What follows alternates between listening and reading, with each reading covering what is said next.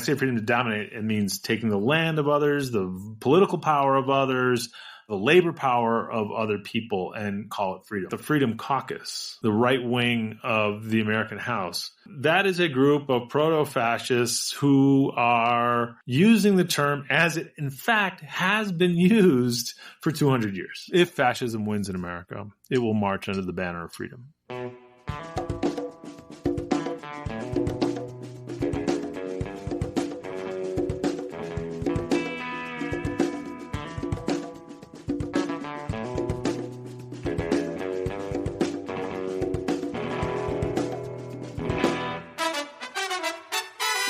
Welcome to episode 203 of the Refuse Fascism podcast, a podcast brought to you by volunteers with Refuse Fascism. I'm Sam Goldman, one of those volunteers and host of the show. Refuse Fascism exposes, analyzes, and stands against the very real danger and threat of fascism coming to power in the United States. First off, I want to thank you to everyone who rates and reviews this show, like Blasphemous Bill, who over on Apple Podcasts reviewed the show, titling their review Absolutely Essential Info and Analysis, gave us 5 stars. Thank you.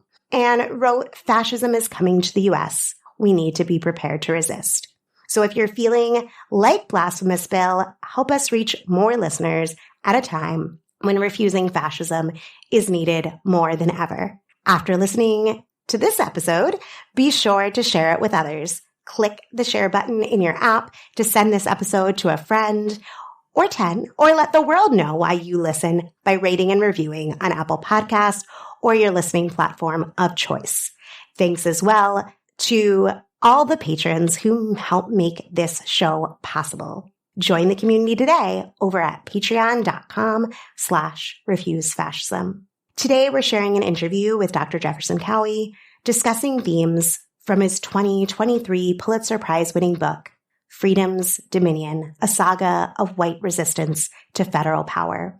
And I am so eager for you to hear it. But first, there is a lot to discuss regarding developments in the advancing fascist threat in the United States. So I'm going to speak to a few of them since we didn't get to some things last week, and there's a lot to chat about. So let's start here. Back in 2020, as people rose up in righteous outrage against the most blatant murders of Black people by the police, the fascist movement was sending out the National Guard, military and militarized federal task forces to brutalize and disrupt protests.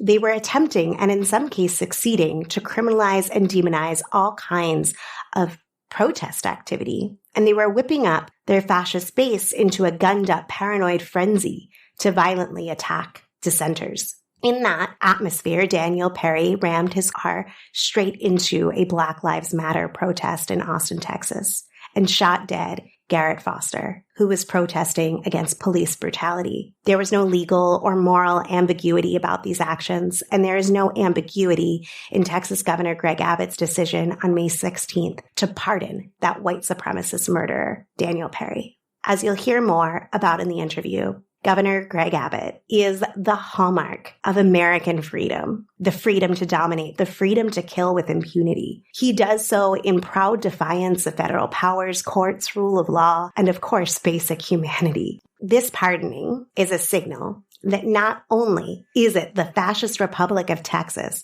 but it is also throwing down the gauntlet, calling on red states and a potential fascist presidency to join him. Once again, showing the world what kind of violence they intend to enact and support nationwide if the Republic Fascists regain power. Trump's account on Truth Social shared a video that used the term unified Reich in reference to his next term in office. No, he didn't make the video. No, he probably didn't even share it himself or know about it. It's not just him. Instead, this experience should signify just how much this movement and his organization are saturated with literal Nazis. Isn't that worse? For more on this, read the latest from Religion Dispatches, where Annika Brockschmidt, a previous guest of the show, writes about how this supposed gaffe is a feature, not a bug, of Trump's campaign. See the show notes for that link. In our nation of laws, the Federal Food and Drug Administration determines what products are safe to consume and in what circumstances and how to regulate those products. But similar to fascist states like Texas deciding to take over border enforcement from the federal government, the state legislature of Louisiana has decided it is their prerogative to classify the abortion pills, mifepristone and misoprostol, as controlled dangerous substances. The Louisiana state legislature has approved this bill, and it was signed into law by Governor Jeff Landry on May 24th,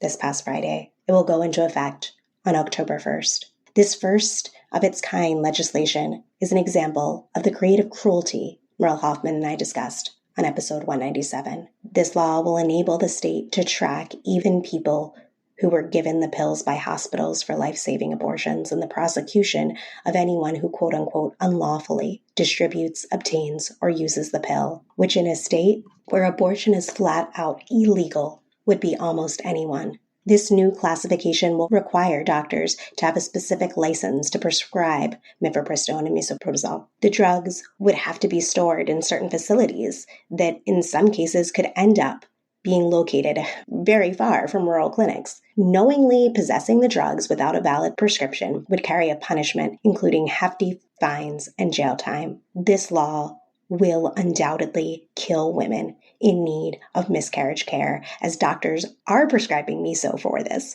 And we know laws like this one will likely chill that care and kill women in a state with one of the highest maternal mortality rates in this nation. As Mark Joseph Stern tweeted, quote, less than 2 years out from Dobbs, Louisiana criminalizes the abortion pill, teeing up the surveillance, arrest, and prosecution of individuals who share or possess a medication that's approved by the FDA, end quote. I really just don't know how many ways I can say this, but the existence of abortion medication is not some magical workaround to abortion bans or a fascist movement that will not stop until they ban all abortion, all contraception, and any and all right to control reproduction, unless we stop them. The only workaround is to fight to legalize abortion nationwide now. And just gotta say that we have to be there for the people of Louisiana in desperate need now and the people all around the country who do not have abortion access. And we need to stop accommodating and conciliating to attack after attack and really start rising up in profound ways to win legal abortion nationwide, on demand, and without apology. Shifting gears a little bit, recently it was uncovered that Supreme Court Justice Samuel Alito does in fact let all of his freak flags fly, that he flew a U.S. flag upside down at his residence in clear support of the January 6th insurrection. This week, it was also discovered that Alito had the quote-unquote appeal to heaven flag flying at his beach home last summer. To learn more about the theocratic vision this flag represents, recommend checking out our conversation with Matthew Taylor on episode 181 and a special episode that just came out from Straight White American Jesus.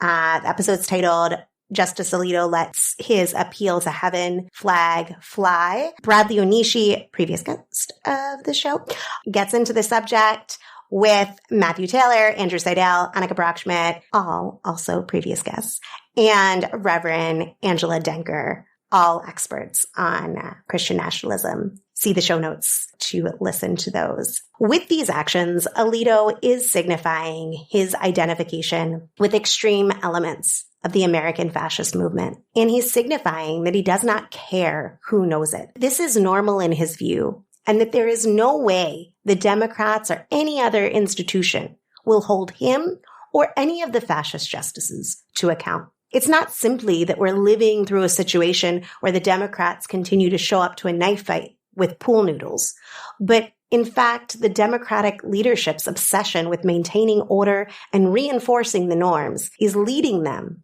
to sanctify these justices' untouchability. In their logic, The highest priority is reinforcing the institutions of a democratic society, but in reality, they are empowering a thoroughly illegitimate Supreme Court, an institution that's already been weaponized to advance the fascist agenda. Because they knew this episode about white freedom and white domination was dropping, the Supreme Court this week gifted us a horrific example of exactly what we're talking about.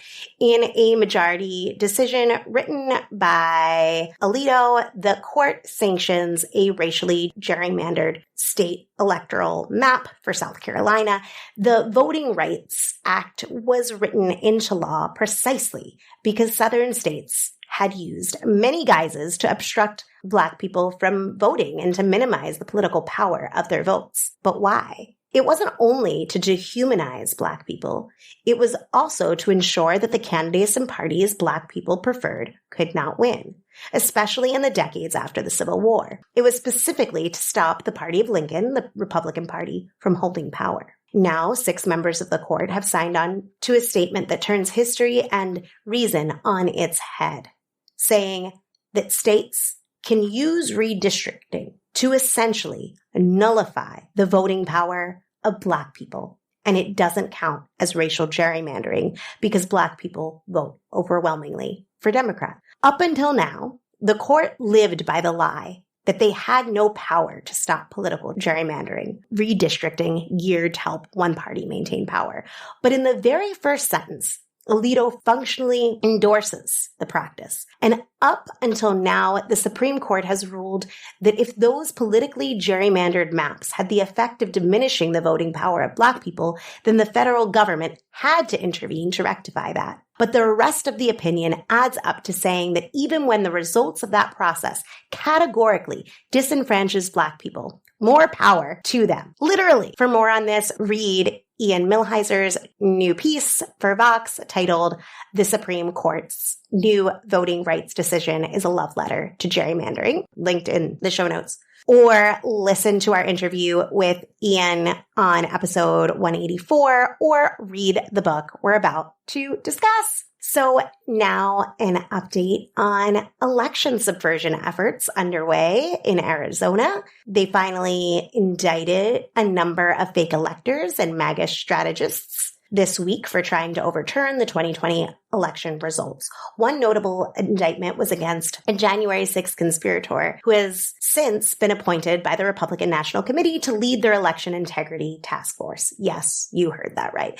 The takeaway should be that the GOP's effort to supposedly root out voter fraud are not simply hypocritical. They are not just running cover for voter intimidation, but that these efforts are part of paving the way to overturn any election they do not win. With that, here's my conversation with Dr. Jefferson Cowie. Today, I'm honored to be speaking with American historian and Pulitzer Prize-winning author, Dr. Jefferson Cowie. Jeff is the James G. Stallman Chair in the Department of History at Vanderbilt University. His most recent book and our jumping off point for discussion, Freedom's Dominion, a saga of white resistance to federal power, won the 2023 Pulitzer Prize in History. Jeff was recently honored with a 2024 Guggenheim Fellowship, in part in anticipation of his upcoming project, tentatively titled Crosswinds of a Common History. Welcome. Thanks for coming on. Thanks for having me, Sam. It's good to be here. In the history of the United States, calls for quote-unquote freedom have reached their highest pitch in the pursuit of brutal and unvarnished domination. It's beyond mere hypocrisy, but instead a conception of freedom rooted in violent and total subjugation of the oppressed. And I was wondering if you could talk a little bit about where this comes from and what brought you to look at that question. Well, I like what you started with there, which was that the use of freedom in systems of domination hasn't just been window dressing or kind of a false flag or something like that, but it's actually, I think, absolutely integral, part and parcel of how freedom has worked in American history. You know, we can take freedom apart into a variety of things, many of which are positive, like civil liberties or the freedom to participate in your political community, civic life. But what I'm focusing on here is what I call the freedom to dominate. what other people have called white freedom. How that works is somewhat ironic because in the case study I used, the first two elements of freedom, the civil liberties and the political life, are actually mobilized most effectively to bring about the freedom to dominate. And when I say freedom to dominate, it means taking the land of others, the political power of others, the labor power of other people, and call it freedom. But I really want to stress that this is not a false freedom. This is not kind of window dressing. This is the practice of American freedom in the United States. So if we think about where freedom, like democracy, comes from, we have to go all the way back to ancient Athens. And that city-state is sort of the place where both freedom and democracy were born. What we often forget about, because the United States as a republic looks to Athens as the previously existing republic in the world in which they can sort of base their ideas and structure on. Athens was a slave society. These great Western concepts emerged in a slave society. And these are great Western concepts. I don't want to dismiss them. But to be free back then was to not be enslaved. And then if you take that one step further, to be free was also the ability to enslave. And if you're willing to make that jump, it opens up a whole new problem. Let's pretend we see that sort of marching all the way through Western history, and then we end up in the United States or the American colonies. And then you take this idea of freedom that has this troubling dimension, and you put it in a settler colonial setting, plus a chattel slave setting. And then that freedom to dominate becomes a very powerful, virulent concept. It is really, in a lot of ways, the dominant expression of freedom that we see, at least in the Deep South, but really not limited to that at all. I really appreciated that breakdown, and it's so much of what I valued and learned about through your book. In particular, one of the things that I guess deeply disturbing, yes, but also like, wow, why have I never heard about this, were ways in which I'm going to use the word mob. I know that's not the precise term or whatever, but the white mob going beyond the terms of even state domination. I think the way that the Muskogee Creek people were treated was like terrible. There's no way to justify. And even that wasn't good enough. And yes, you learn about the white mob going even further, but you learn very little about, like, at that point in history, or I did, I should say, about the state then trying to combat that and the struggle that was waged there. To me, that was absolutely fascinating. I'm not like, yay, Jackson or anything after reading your book, but it helps you understand things so much deeper and have a greater appreciation for this very American sense of freedom.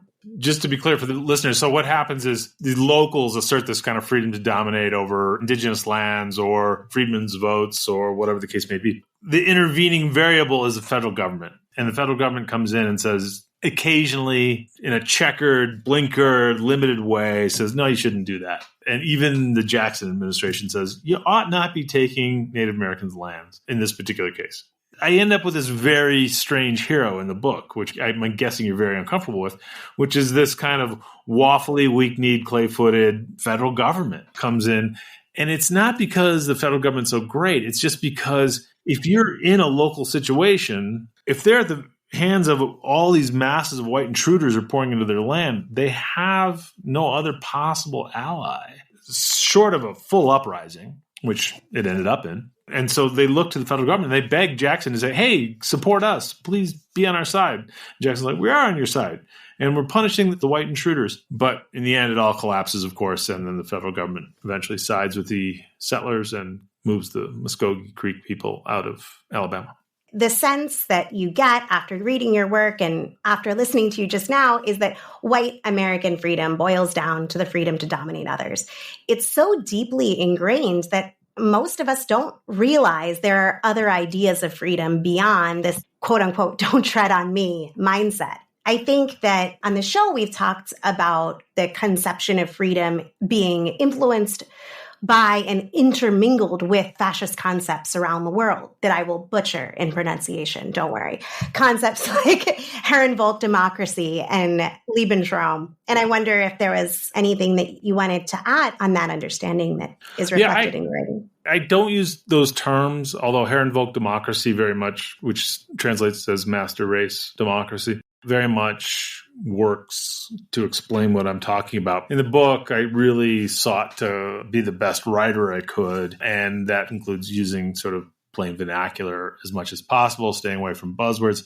But those words do work. If you buy my argument, for instance, that means that the Freedom Caucus, the right wing of the American House, is not just stealing some name so that people will like them better. No, that is a group of proto-fascists who are using the term as it, in fact, has been used for 200 years. It's very resonant, I think, with the themes of your show and your long inquiry and struggle against this. I've said this before in other podcasts, but I think if fascism wins in America, it will march under the banner of freedom. That's something that really kind of opens up a world of political kind of bewilderment, I think, to a lot of people. And I think that that's really captured well in your comparison to point out what the Freedom Caucus means and is. And I think that there has been, and there continues to be, and hopefully this will change soon, a compulsion to look for or call out hypocrisy where that's not actually what's at play. They're not really for freedom. No, you're not really understanding what they mean by freedom. There's a difference there. And how you understand that difference has everything to do with what you're going to try to do, how much you're going to appease and how much you're going to oppose, how much you're going to try to reconcile this and find a way to work with, and how much are you going to just repudiate.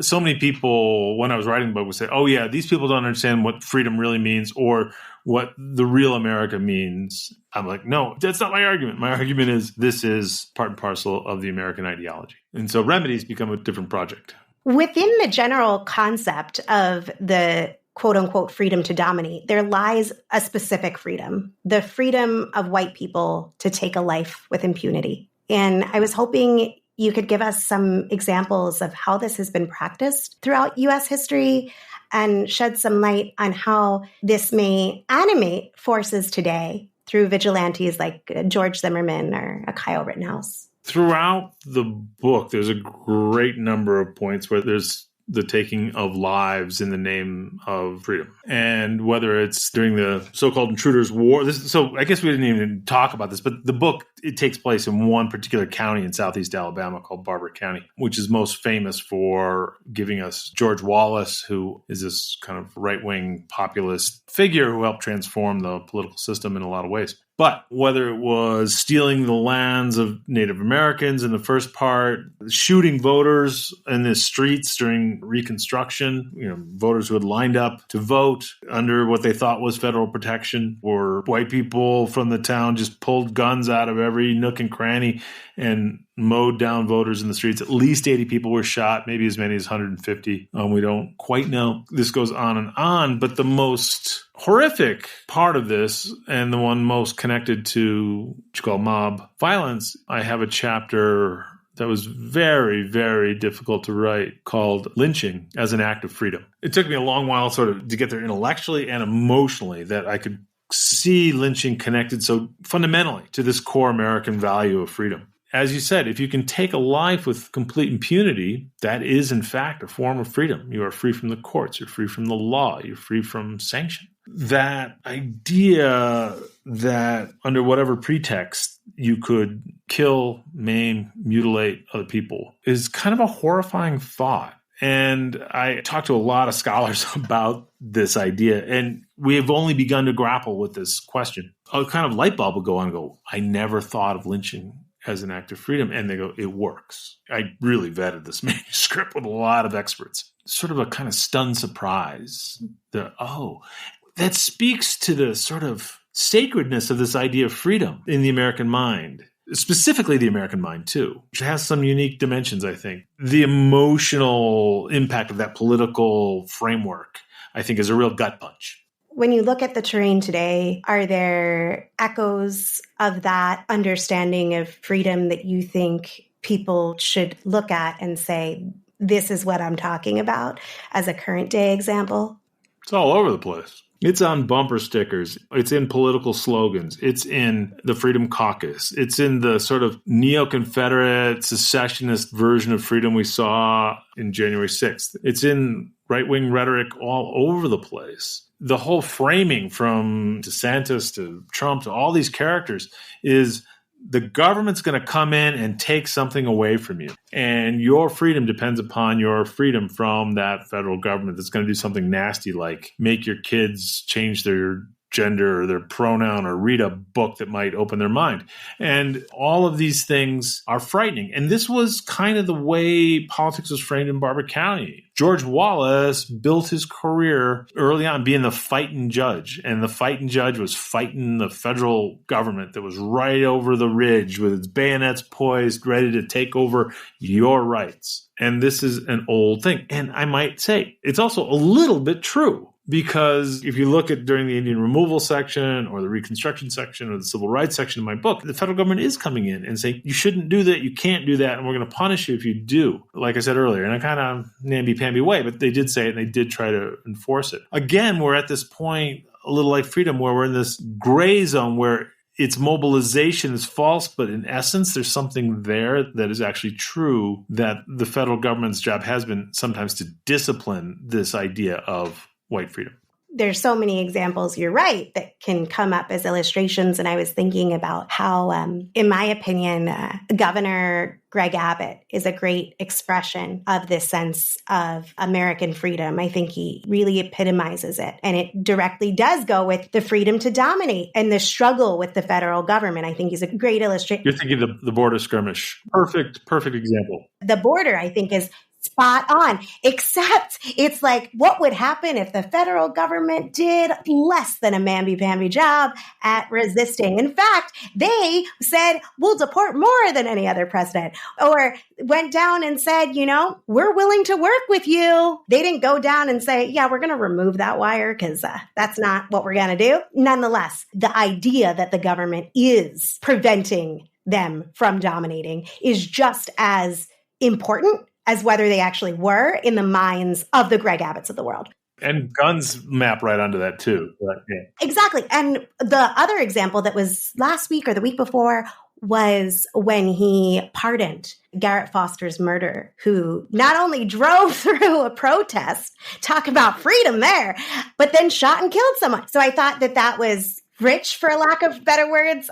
Returning to your book, as you mentioned, you focused your book on one largely rural county in Alabama.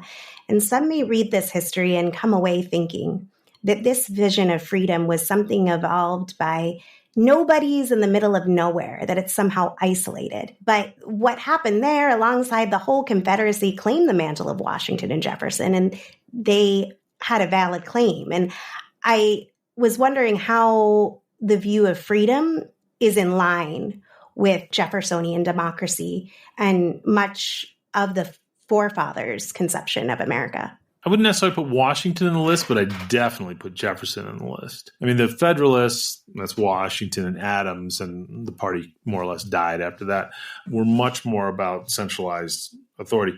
The Jeffersonian trend, which is more in tune with the Declaration of Independence, which he mostly wrote, talked about access to land as a core dimension of American freedom. When the Louisiana Purchase took place, Jefferson called that the Empire of Liberty. This is where the freedom of white people will be made manifest in the land out west. And he thought it would last for generations and generations, but we filled it up pretty quickly with white people and masters and slaves. And so it's interesting, even if you go back to the Declaration of Independence, one of the complaints in the Declaration of Independence is that the king would not let colonists go over the so-called proclamation line of 1763, which was a line drawn across the top of the Appalachian Mountains that said, colonists can't go past this because there's nothing but trouble out there.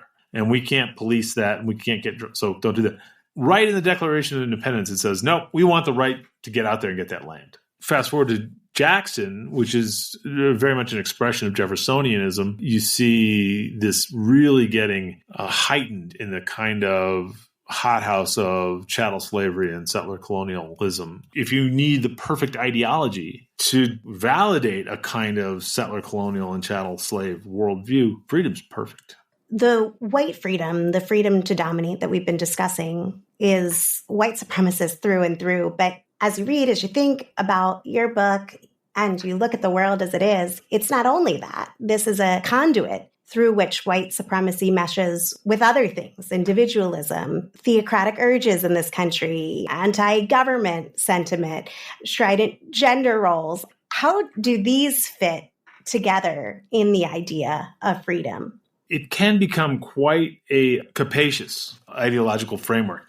And I saw very powerful elements of patriarchy, which maybe if I dug even deeper would be the actual kind of substructure of the entire thing to a certain extent, because I think in a lot of ways that domination comes out of patriarchal structures. But these other things, I think the God-given liberties, this phrase came up all the time, God-given liberties. You had this confluence of American, God, and liberty. It was a constant cluster, almost as if it were one word, especially by the time the Cold War came. I mean, George Wallace used it all the time because, of course, that sets you apart from the mean, nasty commies. But it was throughout. Even the Civil War, when the South secedes, when Barber County secedes, they basically say this is an act of freedom. And these are slaveholders, remember, saying our God-given right to own slaves is being taken away by a tyrannical government, and we need to fight them. That's essentially the framework of the whole idea. If you think about American history as a fight over the nature of the compound republic, that is, that there's sources of political power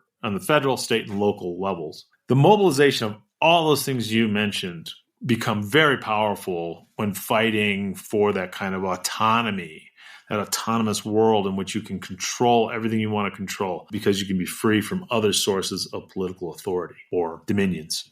Jeff Sharlet, who we frequently have on the show and who does a lot of work that our listeners have read, paints a picture of Trump rallies as nasty, balding, middle-aged white men gyrating to classic rock, and he contrasts that to the regimentation of German Nazi rallies. He does it not to say that Trump isn't a fascist, but to illustrate how fascism forms around the history and traditions, the culture and mythology of individual nations. I wanted to talk a little bit about the American fascism rooting itself in the ideals of individualism, freedom, even a certain brand of quote unquote rebellion, even while embracing this unrestrained violence and racial and gender domination. For fascism to work in any setting, it's going to have to make sense of the local ingredients. It has to bring together whatever is on the ground.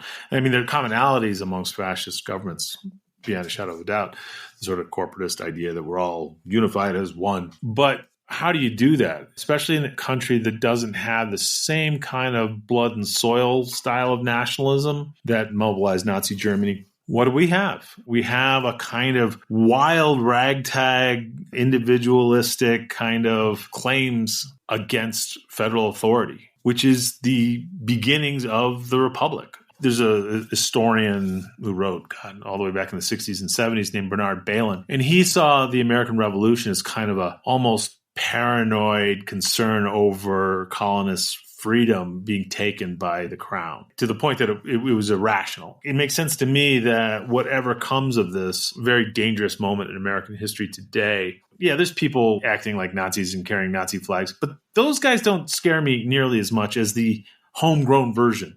The ones, as you say, listening to classic rock and driving cars through mobs. And what greater American symbol than driving a car into a group of resistors, right? I mean, that's the perfect sort of American metaphor. And so is freedom. Only made better if it's a pickup truck. Right, with a shotgun rack in the back, preferably. But freedom is like that too, right? It is no nation makes claims about its freedom more and bigger and more boldly and loudly and more ignorant than the United States. So it makes sense to me that this kind of fascist movement would use those kind of local components, those national components that we have. And that's, to me, the scary move more than kind of the swastika on the armband, because that just kind of looks, I hope to God, it still looks silly to people. In the process of writing this book, was there any historical incident or detail that you came across that, as a historian, shocked or surprised you? Anything that felt a little too on the nose? Well, we already talked a little bit about the lynching as an act of freedom. And that wasn't necessarily a fact I found in the archives, but sort of framing. And then I talked a little bit about that federal registrar. That was kind of the scales falling from my eyes. That was all the pieces right there. While George Wallace is screaming that the Civil Rights Act is a assassin's knife in the back of liberty. realizing these sort of scales of citizenship, that the white power structure wanted it local, Native Americans and Black people wanted it national, like that kind of framework. But in terms of actual jaw-dropping stuff, it would have to be the convict leasing section. The third part of the book is called Federal Power and Repose. That's when the federal government sort of, after the collapse of Reconstruction, gets out of the kind of whole managing the South business and lets them do whatever they want. And that's when we get the most heinous aspects of race relations in America, besides slavery, of course, which is lynching and Jim Crow constitutions and all of these horrible things. But the convict leasing kind of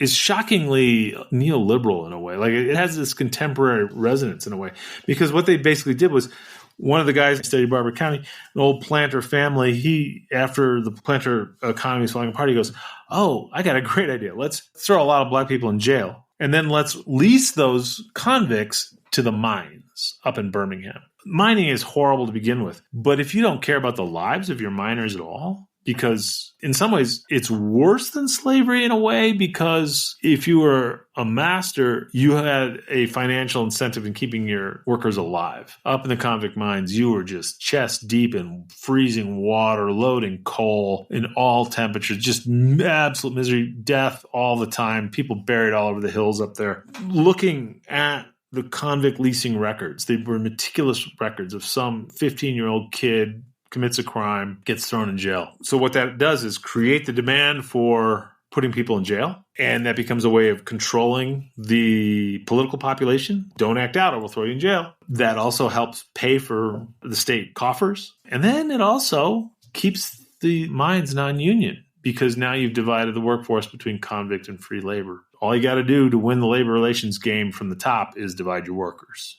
Experiencing those documents and those occasional letters I found of convicts writing from inside the lease system or complaints to other authorities, very chilling, very horrifying. As I said before, there was a lot. Even as somebody who knows a decent amount of U.S. history, not being a historian, just a person who cares about what happened, I was interested, as the person who was researching it, what you had stumbled upon where you were like, wow, this puts it together. This is it. It took so long to make sense of Jackson, because the person we know Andrew Jackson to be is, in fact, the person Andrew Jackson was.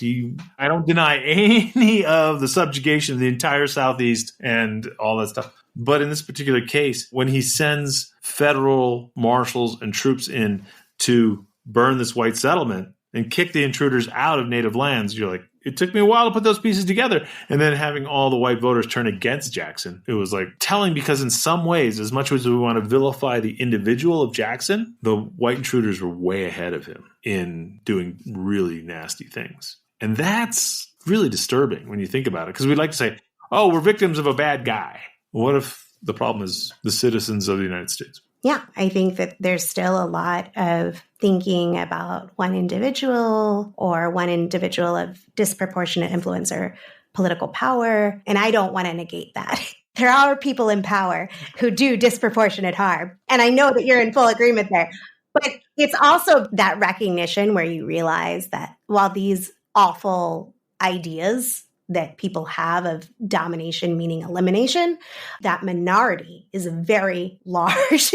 And that is not a new phenomena, that this shining country on a hill, is full of people who do have that belief. And that is incredibly troubling. What do you do about that? There's some people who I think go to the wrong conclusion that you are seeking common ground. That is bloody soil. That is literally the ground of slavery, the ground of genocide of Native peoples. It's the ground that soaked the blood of lynchings past. It's the same ground of how many Black men shot a year by the police. It's the same ground. That is not a stable foundation for any common ground to exist upon. What's fascinating about this moment as an historian or somebody who thinks way too much about this place is that everything's being reconsidered now. I actually have a piece coming out soon on this, that there was always a sort of progressive idea of what America was. It was maybe born flawed, but defeated slavery and defeated fascism abroad and finally gave people civil rights, and it's an upward trajectory. And now we're kind of looking around going,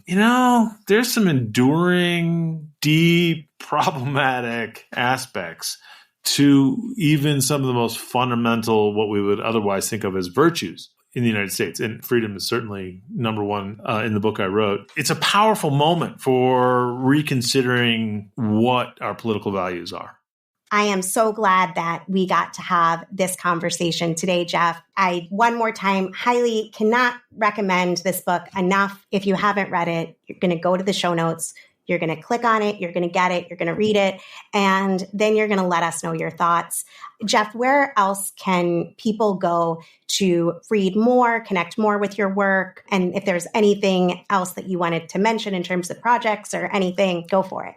I've written several other books, mostly on labor stuff and working class history. I'm doing as you mentioned, and your very well-researched introduction, I'm now working on for lack of a better word, kind of non-Western constructed historical story using the work of this Uruguayan journalist, Eduardo Galeano, who wrote 3-volume history of Latin America called Memory of Fire. I love that book so much. Really? Well, that's what I'm trying to do. I'm trying to be like him and do an American history in his style because I was so taken with it myself. So I'm glad you're familiar with it. He's so poetic. You're killing me, Sam, because I'm not going to make that level, but I think he's got that little magic journalist flair, magic realist kind of journalism that just really sings. Well, I'm excited for that. And do you have a website or anything else? www.jeffersoncowie.info. So all my stuff's there. I want to thank you just one more time for coming and sharing your expertise, your perspective, your insights, and your time with us. Really appreciate it. It was good fun, and I'm glad we were able to have an exchange of views. Too many of these things are just kind of like one-sided. I like more of an exchange, so it was great talking to you.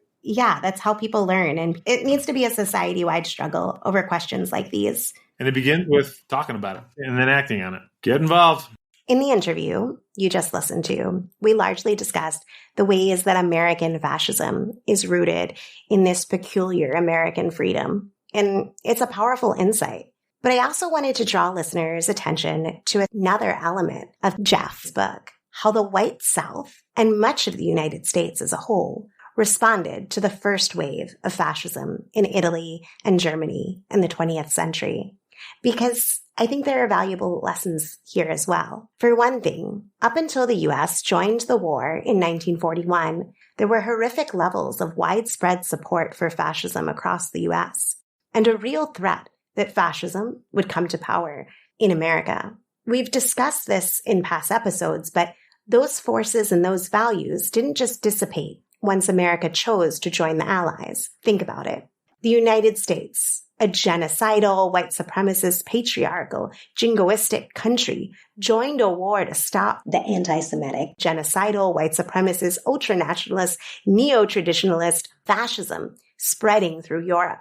How did they justify this to the racists at home? How did they get white people from Eufaula, Alabama, to send their sons to die to stop white supremacy? One big element of this was to rebrand fascism as quote-unquote totalitarianism, stripping it of its ethno-nationalist nature and reframe it as the Southern racists' greatest fear, federal government overreach.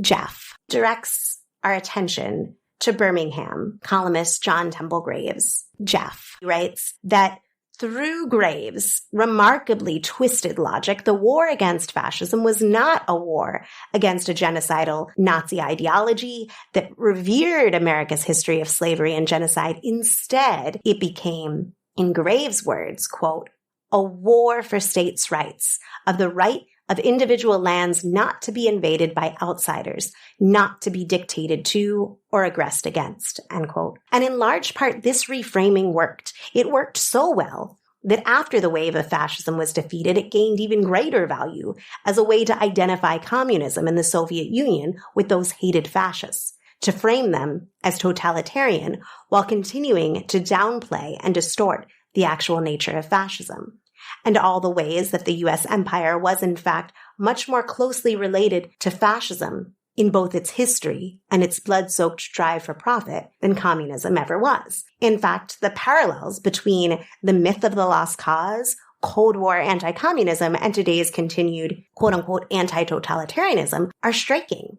So many of the complaints, mythologies, and paranoias of historical white supremacists echo word for word slanders against Bolshevism and the Cultural Revolution. At one point, Jeff writes that the period of Reconstruction after the Civil War, when the federal government briefly made muddled and often self-sabotaged attempts at ensuring rights for Black people freed from slavery had become, in the imagination of George Wallace, a, quote, ghost story, a fiction haunting the freedom dreams of white people, end quote. To fight this evil, we don't need ghost stories, whether they are the slaves rising up in Alabama in the 1860s or of peasants and workers rising up in China and Russia in the 19th century. We need to recognize the real horrors in front of us, and we need visions of a truly better world. Even as the American conception of freedom as freedom for white people to dominate has survived and is part of driving the fascist threat against our society to all of humanity's detriment, this conception of freedom is so deeply tied to the foundation of this country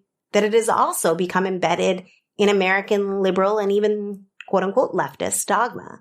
This misconception of fascism as totalitarianism is one form of that. A second is the goal of simply expanding the same disturbed notion of freedom. For many liberals, many people of color, and many others for whom this idea of white freedom to dominate is repulsive, instead of a liberating vision of freedom for all of humanity, there has evolved a multicultural version of this American freedom to dominate that embraces Americans of all nationalities, but turns that domination towards the third world to create a world truly worth living in, and even to effectively confront the imminent fascist threat. We've got to recognize and address how our own ways of seeing and talking and dreaming about the world have incorporated these mythologies. One last thing before we close out, I just had to share some recommended reading, what I think is essential reading for this long weekend. It's a 2-part series up on Thomas Zimmer's Substack,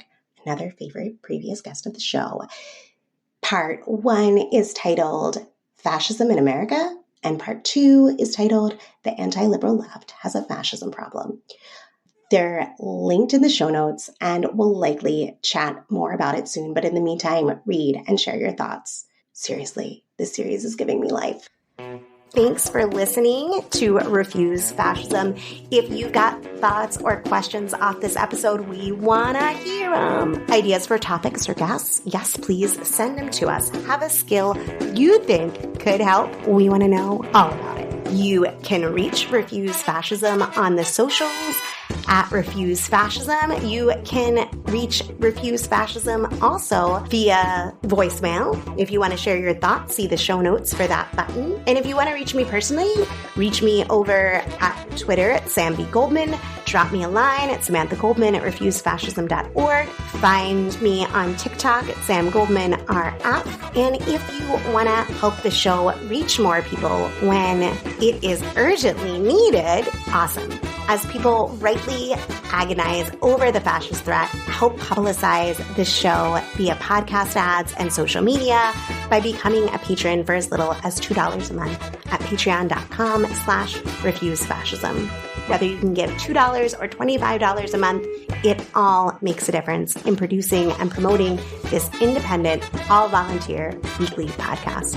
If you aren't in a position to give monthly but want to support, totally get it and appreciate you. Visit refusefascism.org and hit the donate button and see the show notes for other methods to give. Thank you for your support. And if you can't give now, share the show with others. Rate and review on Apple Podcasts, wherever you listen, or comment on our socials or YouTube at refuse_fascism. It makes a difference and is so appreciated. And of course, don't forget to follow, subscribe, so you never miss an episode. Major thank you to Mark Tinkelman for all the research and writing and booking to help make this episode possible. Much thanks to Richie Marini and Lena Thorne for also helping produce this episode. Thanks to incredible volunteers, we have transcripts available for each show, so be sure to visit refusefascism.org and sign up to get them in your inbox. Until next Sunday, in the name of humanity, we refuse to accept a fascist America.